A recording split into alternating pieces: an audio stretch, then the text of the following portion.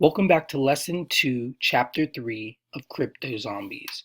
We're in Message Sender. It says, now that we have our mappings to keep track of who owns a zombie, we'll want to update the createZombie method to use them. In order to do this, we need to use something called Message Sender. Message Sender. In Solidity, there are certain global variables that are available to all functions.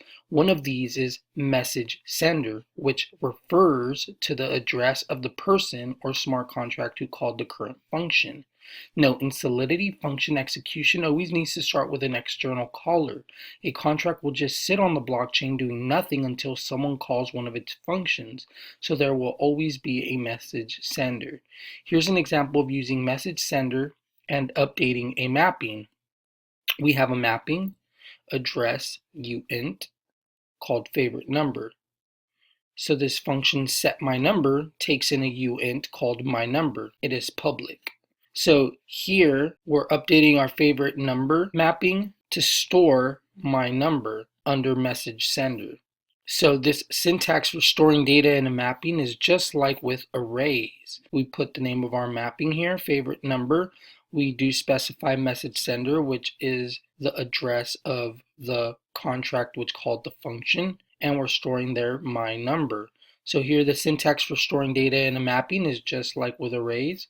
Function what is my number? It is public, view, returns uint. So this retrieves the value stored in the sender's address, and it will be 0 if the sender hasn't called setMyNumber yet. So this returns favorite number from that address which called the function. In this trivial example, anyone could call setMyNumber and store a uint in our contract, which would be tied to their address. Then, when they called what is my number, they would be returned the uint that they stored. Using message sender gives you the security of the Ethereum blockchain. The only way someone can modify someone else's data would be to steal the private key associated with their Ethereum address. Put it to the test. Let's update our createZombie method from lesson 1 to assign ownership of the zombie to whoever called the function. First, after we get back the new zombie's ID, let's update our zombieToOwner mapping to store message sender under that ID. Second, let's increase ownerZombieCount for this message sender. In Solidity, you can increase a uint with ++ just like JavaScript. So we have uint number is assigned 0, then we're incrementing 0 or number. So it would increment to 1. Number is now 1. Your final answer for this chapter should be 2 lines of code. So if I come out of here, go down here, it says start here.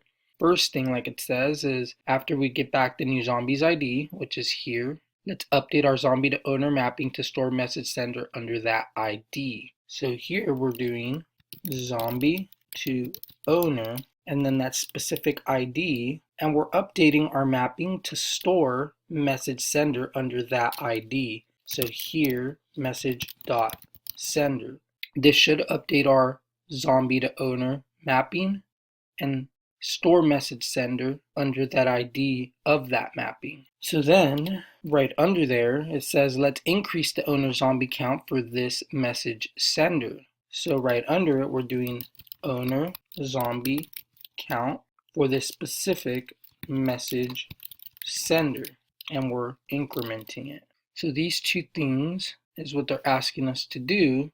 That should actually satisfy this challenge. Let us run this.